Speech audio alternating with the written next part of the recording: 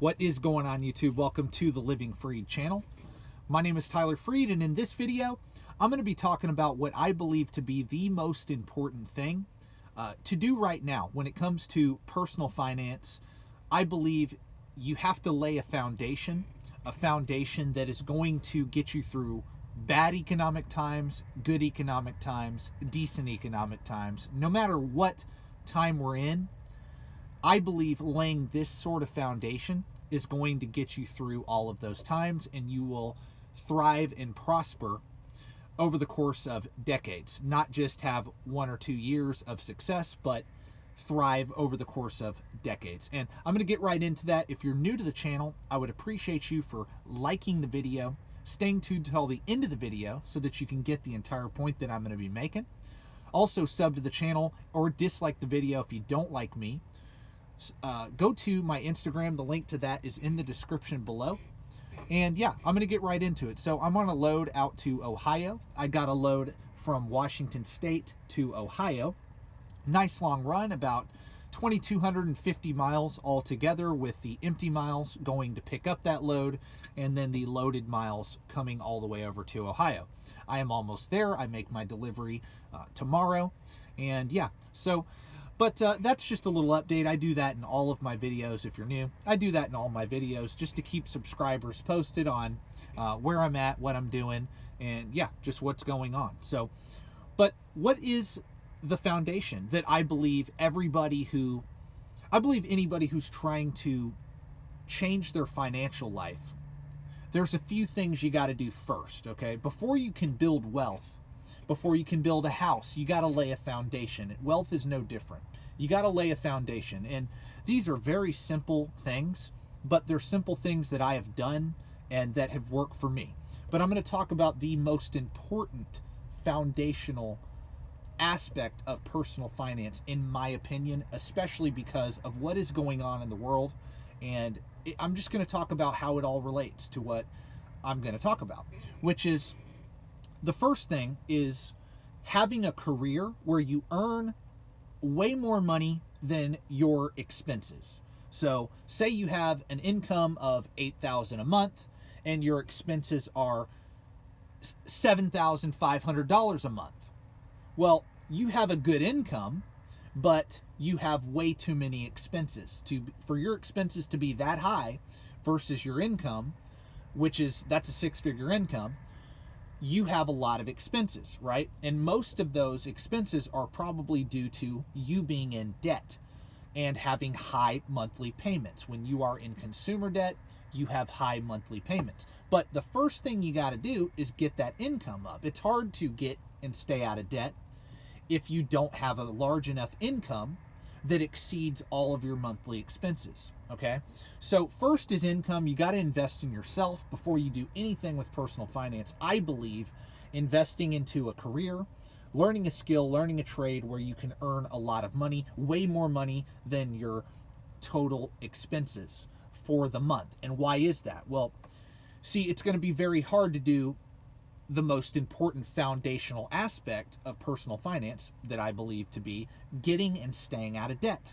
I just gave you an example of $8,000 a month income, $7,500 expenses for the month. You only have $500 of wiggle room every month, and that's not enough to save and get ahead. I gave an example of a higher income than normal to show that a lot of Americans are in this situation. A lot of Americans have great paying jobs. They do. But most Americans, most people in the world, are deeply in debt. Actually, most people in the world not only have a low net worth. Your net worth is your assets minus your liabilities equals your overall net worth. Most people don't just have a low net worth, they have a negative net worth, meaning they owe more money, they have more liabilities than they do assets. They're negative net worth, okay? And you can't build wealth with a negative net worth. A negative net worth means you're broke. No matter how much money you make, you're broke. And that's where I'm going to get at in this video, is getting and staying out of debt. Well, you got to invest in your career to get that income so that you can pay off those debts, but then having the discipline to paying off the debt. I believe the best process of paying off the debt is what Dave Ramsey teaches. Look him up if you don't know who he is. A lot of people do know who he is, but you may know who he is and kind of know what he does, but you don't know about his entire plan.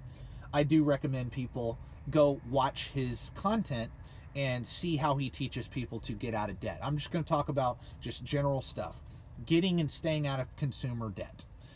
I do believe that is the first step once you get that career to setting yourself up financially, laying that foundation, okay? Getting and staying out of debt. And the reason is because, again, I gave an example of an $8,000 a month income. With $8,000 a month income, you should have enough money left over to save, invest, and really get ahead with your money. It's very hard to do that, though, when you have such high expenses. Let's say you had $8,000 a month income, but your expenses were only $4,000 a month. Well, now you're able to save and potentially invest $4,000 a month. And that will get you ahead. That's saving over $50,000 a year. And if you put that into assets that earn you money and compound over time, you will build wealth over time. But see, it's hard to do that with $500 versus $4,000. You get the point. What debt am I talking about? I'm not talking about like debt on a house, a mortgage. I'm talking about credit cards, student loans, car payments, just borrowing money for things that you have to pay for out of your own blood, sweat, and tears, your paycheck. Getting and staying out of debt, consumer debt. I am not 100%, I mentioned Dave Ramsey. I'm not 100% anti-debt for everything. I do believe in using debt to leverage into buying real estate. I do believe in using debt to expand a business. However, I do believe that that is necessary for business and for building a real estate portfolio. I do believe that, especially when you're first starting out, to get to really grow, because we wouldn't have a lot of the companies that we have, that we use their products and services each and every single day. We wouldn't have a lot of those companies around today if they had not borrowed money to expand their business, to invest in their business, right?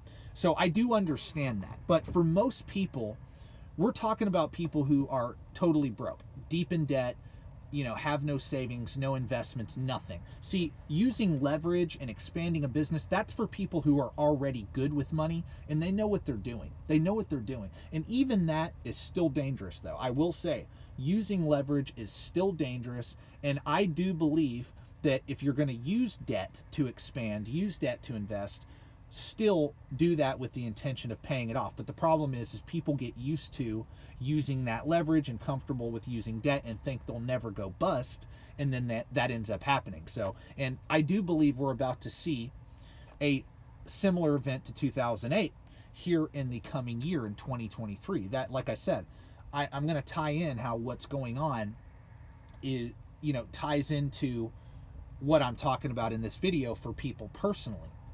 Because you not only want to get and stay out of debt so that you can save money and put it into investments, you also want to get and stay out of debt because what if we go into a massive recession? And I do believe, this is my opinion, and I've been talking about this for quite some time, and it has not happened yet since I first started talking about it. I've been talking about it for the last 6 months. You can go back to some of my videos. I've been talking about the recession I do see coming. Now, it has not hit yet. The massive recession has not hit yet, where there's massive layoffs. We are seeing layoffs, though. Right now, we're starting to see it. But I think it's going to be much worse than what we've seen now. This is not even scratching the surface of what I believe is to come. Now, I'm not trying to be like fear-mongering or anything like that. I'm simply just explaining what I see coming. And I don't think it's going to last forever, but I do think we're entering a massive recession, and I do believe it's going to be similar to 2008. Over the last 6 months, I've been stacking up cash like crazy. And I have not only been stacking up cash like crazy because I want to capitalize on low asset prices, but I'm also stacking up money because I do believe a storm is coming. And where am I going with this? Well, the Fed is raising interest rates faster than they have in a very long time, when inflation is at an all-time high It's higher than it's been in over 40 years. And the interest rate hikes, I believe we have not seen the worst of those interest rate hikes, at least the effect of the interest rate hikes. There is a lagging effect of financial monetary policy like this. Just like there was a lag effect, it took about a year to see the massive inflation created by our own government. They printed over, $9 trillion in 2 years. And were telling us, oh, there'll be no inflation. Well, here we are, we have inflation, right? And the same people who created the problem are trying to fix the problem, if you really believe that. But I don't, but, I'm just talking about what they're saying. The people who created the inflation are going to come in and fix the inflation by raising interest rates. Why? Because when you raise interest rates, you price out a lot of people from buying products with debt. It's very simple. When debt is more expensive, you crush demand for products that people have to borrow money for to buy. It's very simple. Most people don't save up and pay cash for a car. Most people don't pay cash for a house. That's just the way the economy works. That's the way people work. Big ticket items, people borrow money for those things. People put their grocery bill on a credit card. People pay for most things with a credit card. What do you think is going to happen to interest rates on credit cards as interest rates keep rising? It's just common sense. It's going to affect the entire economy. It's going to affect demand, which is going to bring down prices, because when demand goes down, prices have to come down to meet that demand. It's a very overly simplified explanation as to what the Fed is doing. Well, where am I going with this? Well, when demand goes down for large corporations' products and services, what happens? Well, they start losing revenue. Their profits are going down. And what is the first thing they have to do to try and remain profitable during a recession? Well, they have to cut costs. And the number one cost that every business has is employees. It is. And unfortunately, the way capitalism works, I'm not anti-capitalism, I'm for capitalism. But the way it works is most of these companies have to take care of their shareholders above anything else. Above their employees, above anything else, save the shareholders' money.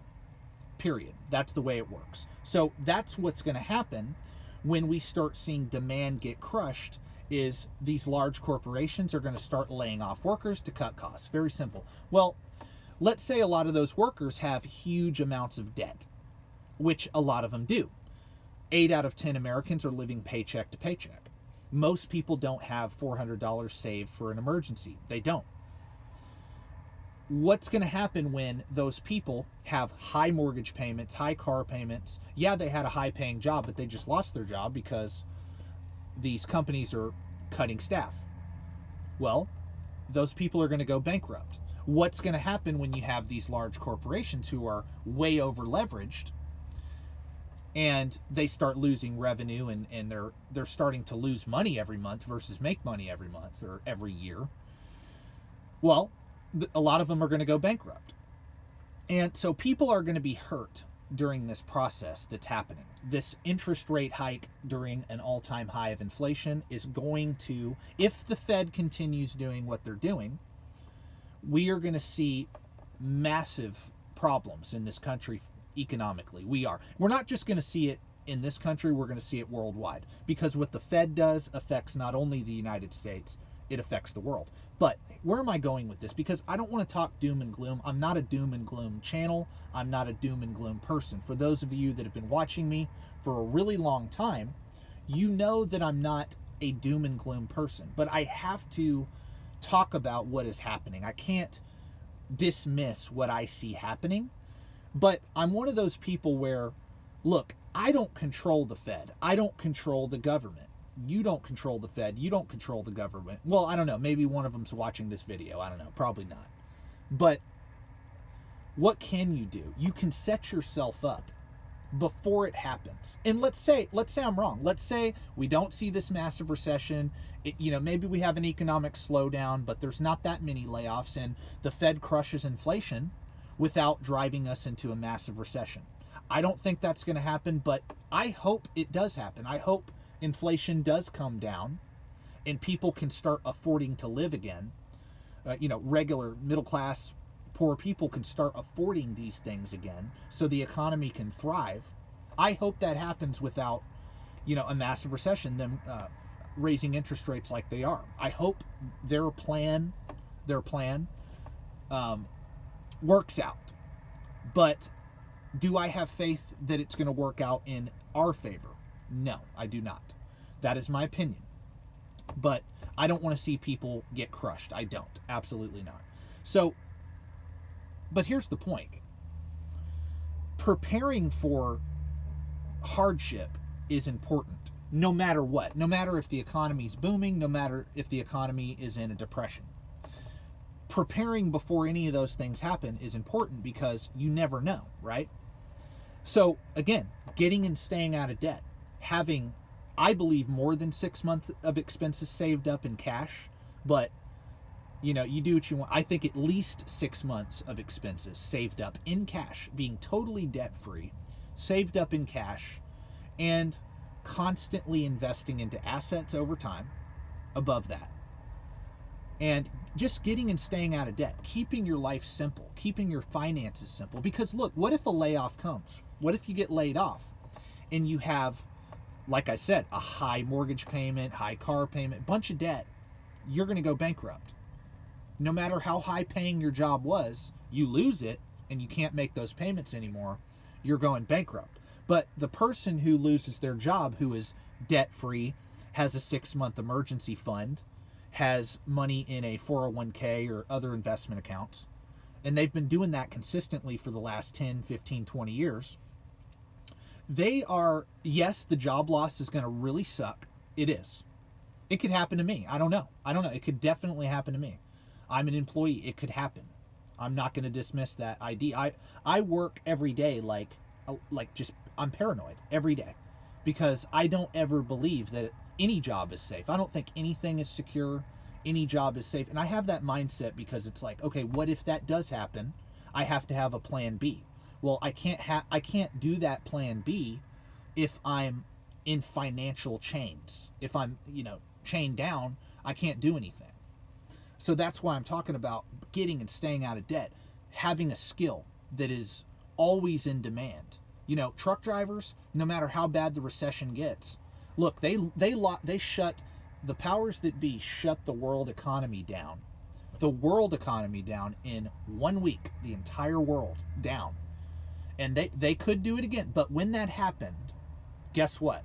Truck drivers were still on the road, delivering food, delivering clothes, delivering all the essentials. I think the essentials will always keep going. And luckily here at Crete Carrier, where I'm at, we haul mainly essential products. So I don't think trucking is going to be affected as bad as other industries. Now, certain trucking companies that service certain industries that can be affected by a major recession heavily, that they will be affected. Like if you hauled, lighting gear, stage lighting gear, or audio equipment or video equipment for concerts during, the time where the world economy was shut down, if you were a trucking company hauling those kind of products, then you were out of business. You were, because that industry shut down entirely. I don't know if that scenario is going to happen again. Who knows? Anything's possible. But all I'm saying is be prepared. That's all I'm saying. I'm starting this week off with this video because I'm prepared. I've been preparing for the last 6 months. I just feel it that something is coming. I hope I'm wrong, like I said. But focus on building and laying a foundation for yourself. I believe that. I'm doing it. And if you don't want to do it, that's great. Don't do it. Just, stand there and do nothing. That's fine. But for those of you that want to do better, look, a job loss will suck. It will.